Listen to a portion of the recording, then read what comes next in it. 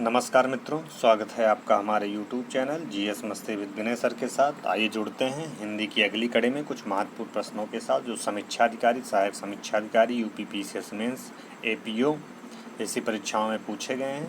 उनके बारे में विस्तृत चर्चा करते हैं। आइए देखते हैं।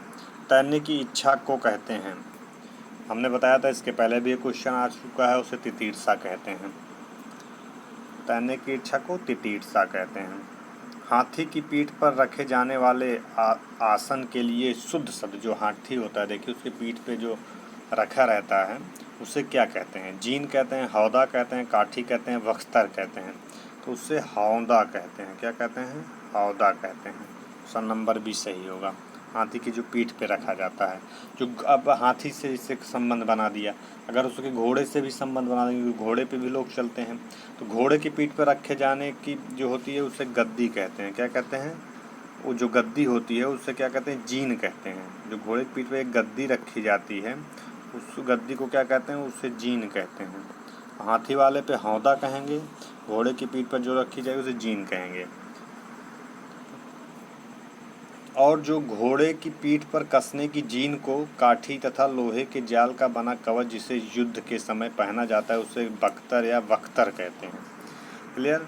जो प्रमाण से सिद्ध ना हो सके उसे क्या कहते हैं? ये भी आ चुका है एक बार, अप्रमेय होता है जो प्रमाण से सिद्ध हो ना सके। जिसे प्रमाणों से सिद्ध ना किया गया हो जिसके लिए एक शब्द है अप्रमाणित। जबकि जो मापा ना जा सके उसके लिए क्या है? हमने बताया था अपरिमेय है। इसके पहले मैं भी बता चुका हूँ। अपरमेय अपरिमित दोनों होता है। डॉक्टर हरदेव बाहरी के हिंदी शब्दकोश में अपरमेय शब्द का प्रयोग जिसे मापा ना जा सके के लिए प्रयोग किया गया है। अनप्रमाणित में व्याकरणिक दृष्टि से दोहरे अन और अ उपसर्ग का प्रयोग हुआ है जिसका अर्थ प्रमाणित है, अतः विकल्प भी सही हो जाएगा। यहाँ पे अप्रमेय हो जाएगा। क्लियर? अगला देखते हैं। जिसे प्राण द्वारा सिद्ध ना किया जा सके उसके लिए सही शब्द है। जिसे प्रमाण द्वारा, प्राण द्वारा नहीं, जिसे प्रमाण द्वारा सिद्ध ना किया जा सके वो क्या है? अप्रमेय है। ऑप्शन नंबर सी सही हो जाएगा। अगला देखते हैं।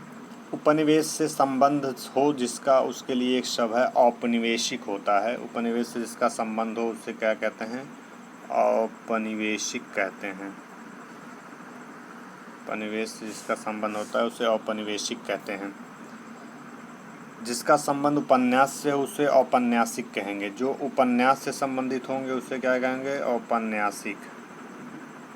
ये होगा, औपन्यासिक कहते हैं। उपनिवेशों का अपने अधीन रखने का सिद्धांत उपनिवेशवाद होगा। क्या होगा? उपनिवेशवाद। जो उपनिवेशों को अपने अधीन रखता हो। इनमें से एक के लिए प्रयोज्य शब्द है असूर्यपश्या। यह भी आ चुका है।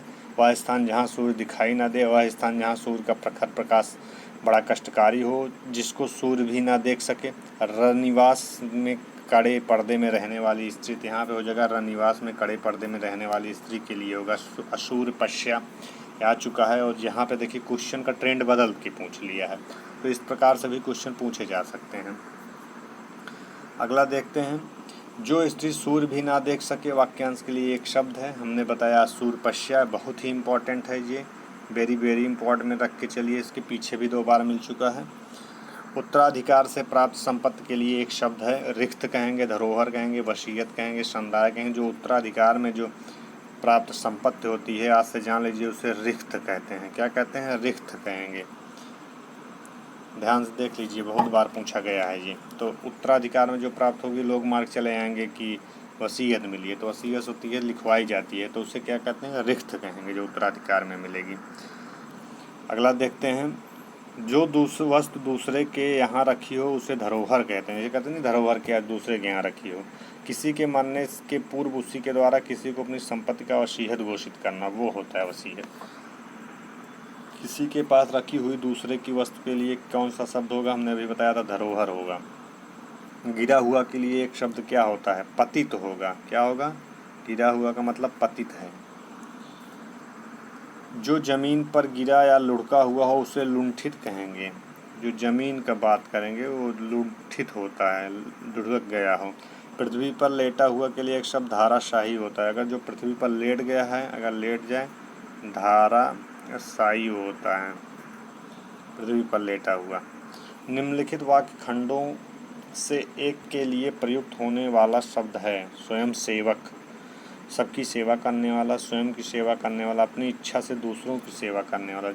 जो व्यक्ति अपनी इच्छा से दूसरों की सेवा करने वाला हो उसे स्वयं सेवक कहते हैं। सबकी सेवा करने वाला भी यहाँ पे आप मार के चले जाओ, तो स्वयं सेवक का मतलब होता है जो अपनी इच्छा से, स्वयं की इच्छा से किसी की सेवा करे। अवैतनिक का मतलब क्या होता है? बिना वेतन के काम करने वाले को अवैतनिक कहलाते हैं। अपना उद्देश्य पूर्ण होने पर संतुष्ट ऐसे व्यक्ति के लिए एक शब्द है, मतलब उसका अपना उद्देश्य पूर्ण हो गया है तो उसके लिए क्या होगा? वो कृतार्थ होगा। क्या, कौन सा शब्द होगा उसके लिए? कृतार्थ शब्द जोड़ा जाएगा। ये कृतार्थ, अपने उद्देश्य पूर्ण होने पर संतुष्ट। जब तक उसका उद्देश्य ना पूर्ण हो तब तक वह संतुष्ट रहे। किए हुए उपकार को जो मानने वाला होता है, ये भी बहुत बार पूछा गया है। जो किए हुए उपकार को मारता है उसे कृतज्ञ कहते हैं। कृतज्ञ है ये, ना इच्छा मानी, कृतज्ञ कहते हैं। आभार मानने वाले को आभारी कहा जाता है। नियम विरुद्ध सामाजिक कार्य करने वाले की सूची के लिए एक शब्द है जो नियम विरुद्ध काम करे, उसे काली सूची कहते हैं। Option number B. नियम के विरुद्ध असामाजिक कार्य करने वाली सूची के लिए एक शब्द होता है काली सूची, नियम के विरुद्ध जो काम हो। वैध कार्य न करने वाले की सूची को अवैध सूची कहते हैं। वैध कार्य न करने वाला अवैध हो गया। नियम के अनुरूप एवं सामाजिक कार्य करने वाली सूची को श्वेत सूची कहते हैं। क्या कहते हैं? श्वेत सूची, जो नियम के तरह हो। जिसकी आशा ना की गई हो वाक्यांश के लिए एक शब्द है, बहुत ही फेमस है, अप्रत्याशित।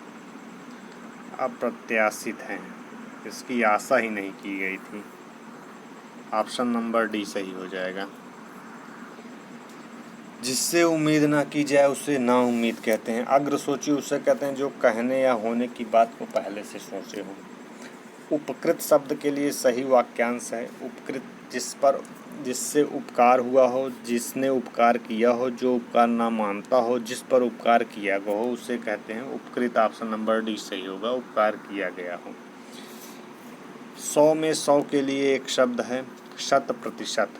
100 में 100 के लिए हम कहते नहीं है 100% सही है, ये 100% हो जाएगा आपका। अगला देखते हैं। जो बात वर्णन से परे हो उसके लिए एक शब्द है वर्णनातीत होगी, न कि अवर्णनीय होगी, से होगी वर्णनातीत। तीत शब्द जोड़ दिया जाएगा, वर्णनातीत। ऑप्शन नंबर डी सही हो जाएगा। जो बात वर्ण से परे हो, वर्णनातीत। जिसे वाणी द्वारा व्यक्त किया जा सके वर्णनीय होगा। जिसे वाणी द्वारा व्यक्त ना किया जा सकते वहाँ पे आ लगा दीजिए, वर्णनीय हो जाएगा। जिसका वर्णन किया गया हो उसे वर्णित कहते हैं। जिसका वर्णन किया गया हो क्या कहते हैं? उसे वर्णित कहते हैं।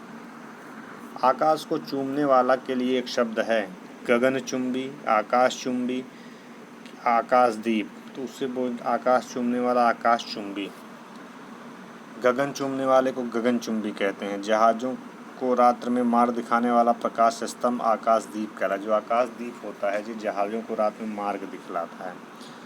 क्षण भर में नष्ट हो जाने के लिए एक शब्द है, कहते नहीं क्षण भंगुर है जीवन, ये क्षण भंगुर,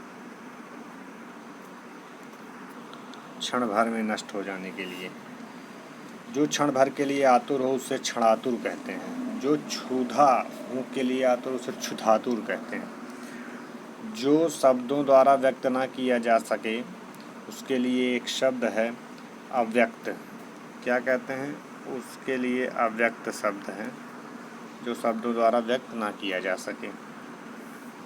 अगला देखते हैं। पैर से लेकर सिर तक के लिए एक शब्द है, बहुत ही अच्छा शब्द है, उसे क्या कहते हैं? अपाद मस्तक, डायरेक्ट अपाद मस्तक। ऑप्शन नंबर सी आपका सही होता है यहाँ से। पैर से लेकर सिर तक के लिए। पाँव से पीने वाला को पादप कहलाता है। जो अपनी बात से टले नहीं वह अटल कहलाता है। वह जिसकी अब कामनाएं पूर्ण हो सकी हों आप्त काम होता है। एक व्यक्ति होता है जिसे आप्त काम बोलते हैं, जिसकी अपनी भावनाएं पूर्ण हो चुकी हों, कामनाएं पूर्ण हो चुकी हों, क्या कहेंगे, उसे आप्त काम कहलाता है। किसी पर विजय पाने की इच्छा रखने वाले के लिए ये भी रिपीट हो चुका है, उसे क्या कहते हैं, हमने बताया था, उसे जिगीष कहते हैं। क्या कहते हैं, किसी पर विजय पाने की इच्छा रखने वाले को जिगीष कहते हैं। जिसे जीता ना जा सके उसके लिए एक शब्द हो अजेय, वो अजेय है, उससे जीता नहीं जा सकता। जानने की इच्छा जो रखता है उसे जिज्ञासा, तथा जानने से मारने की इच्छा को, जान से मारने की इच्छा को जिघांसा कहते हैं। जान से जो मारने की इच्छा रखता हो उसे जिघांसा कहते हैं। क्या कहते हैं, जिघांसा। मध्य रात का समय के लिए एक शब्द है निशीथ। हमने बताया था रात से क्वेश्चन बन रहे हैं, तो निशीथ मध्य रात होती है, निशीथ। ये भी आ चुका है एक बार, मध्य रात शब्द निशीथ है। दोपहर के समय को हम कहते नहीं, मारतंड कहते हैं। क्या, मारतंड। दोपहर के बाद का समय अपराह्न,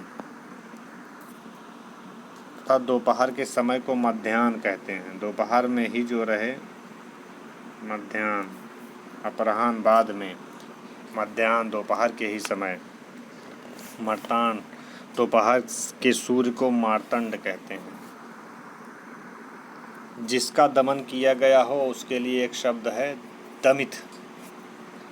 दमित को क्या कहते हैं, जिसका दमन किया गया उसे दमित कहते हैं। जो दबाया जा सके उसे दमनीय कहा जाएगा। जो दबाया जा सके उसे क्या कहा जाएगा, दमनीय कहा जा सकता है। तथा जो दया करने योग्य हो वह दयनीय होगा। दमन करने वाले को दमनशील कहते हैं। जिस पर उपकार किया गया हो उसके लिए एक शब्द है, यहाँ पे ऑप्शन कट गया है, हम लोग देख लेंगे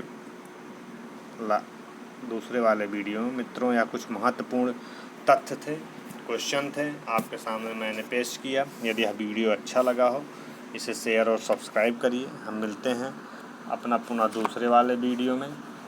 आप लोग ऐसे अपने विचार कमेंट के माध्यम से देते रहिए, जिससे मैं अपने इस क्वेश्चन में सुधार और कर सकूं और आपके सामने अच्छे से और पेश किया जा सके। तो यह